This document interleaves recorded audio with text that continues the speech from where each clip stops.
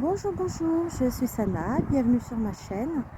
Alors aujourd'hui je voulais faire un massif d'hortensia à côté du massif d'hydrangea paniculata.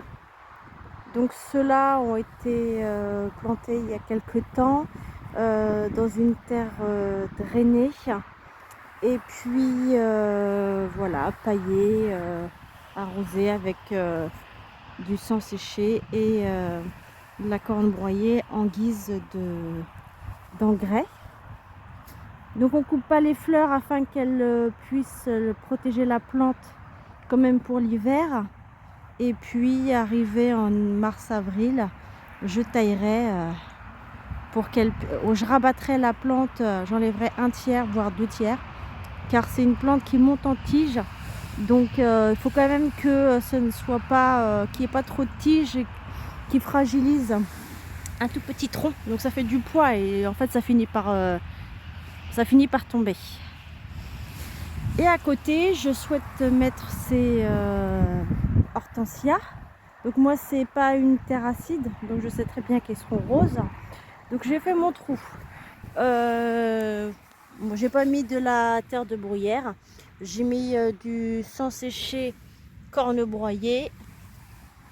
Je vais mettre la plante dans son trou, je vais mettre de la terre du jardin et puis je vais quand même tenter le bleuissant d'hortensia.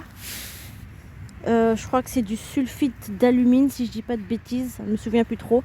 Voilà, une bonne cuillère toutes les semaines ou toutes les 2 semaines.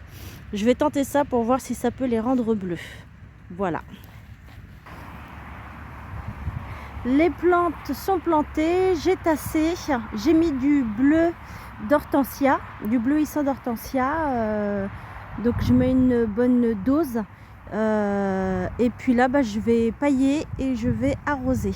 Donc ce sont des plantes qui normalement se plaisent en terre de bruyère et puis c'est des plantes d'ombre. Et c'est des plantes qui aiment l'eau. Moi par expérience j'en ai déjà planté et ceux que je n'ai pas arrosés régulièrement ont disparu.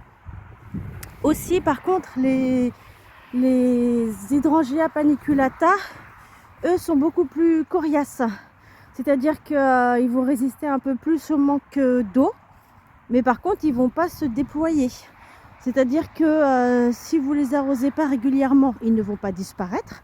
Mais voilà, ça va faire une pauvre petite plante avec 2-3 petites tiges, enfin voilà. Mais c'est plus coriace pour le coup. Ça va supporter, enfin on dit que ça supporte le soleil. Moi par expérience j'ai vu que ça a cramé. Donc après je sais pas, voilà. Donc moi je préfère ombre, voire mi-ombre pour cette plante, mais soleil pour moi non. Et puis j'ai vu que ça se réveillait déjà, donc voilà. Merci. Voilà, c'est paillé, donc il n'y a plus qu'à attendre maintenant qu'elle nous fasse des belles fleurs. Donc c'est une plante qui est très rustique, qui résiste vraiment au gel.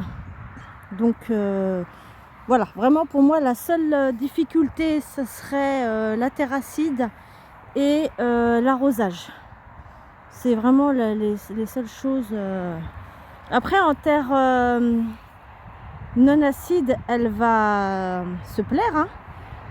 Enfin elle va se plaire, elle va se développer, elle va pousser et elle ne fera pas des fleurs bleues. Voilà, c'est juste ça.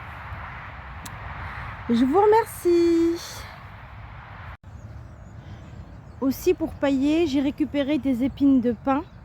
Donc c'est pas mal pour aider à acidifier le sol pour les hydrangea.